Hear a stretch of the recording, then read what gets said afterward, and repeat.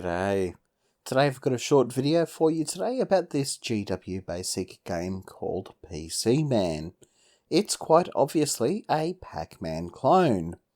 Now usually I'd try to find the author and tell you about them or where the game comes from, but today I don't really know the exact details of who wrote it. I found this game in Rob Hageman's hoard-of-gwbasic inside the TVDog archive folder. Inside that was one called GWBasic, which seems to be a collection of programs from someone called James Blackmon. There's a text file in that folder that indicates that this program was originally a type-in that was in an IBM PCjr programming book.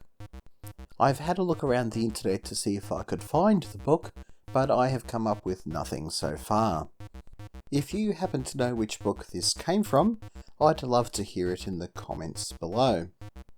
Anyhow, onto the game itself.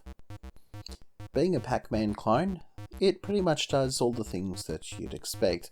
You are the little yellow smiley face and you go around eating all of the dots.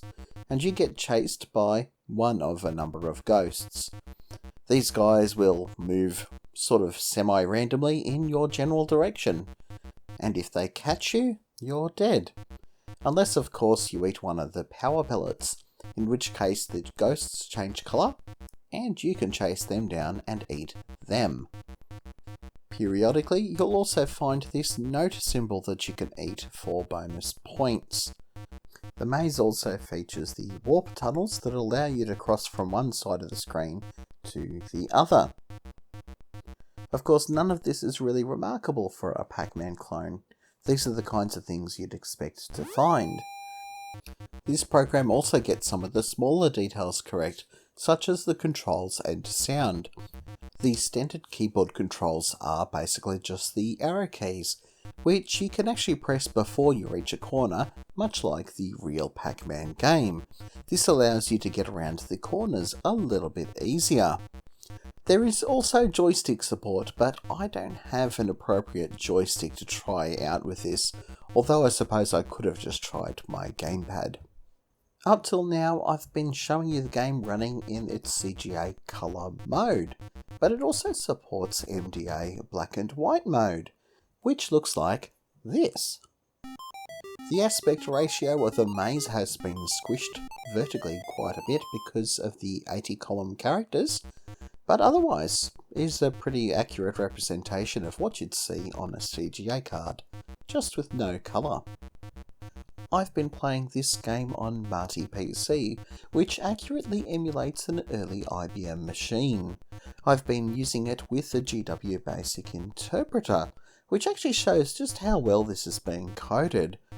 It's able to produce reasonably smooth gameplay on these slow machines inside the GWBasic interpreter, which isn't known for being fast. In fact, if you compare this game to others on the IBM PC, you'll find that it's actually better than quite a lot of the early PACMAN clones. Let's take a quick look at one just for comparison. Here we have Pac Girl, written by Al Jimenez in September 1982. This has got to be one of the earlier PACMAN clones for the IBM PC that there is. Now, it actually looks very comparable to PCman in many ways. It has the same sorts of features in its maze, it has 4 ghosts, a lot of dots, and it pretty much works on an original IBM PC. The difference here is that the controls aren't quite as nice.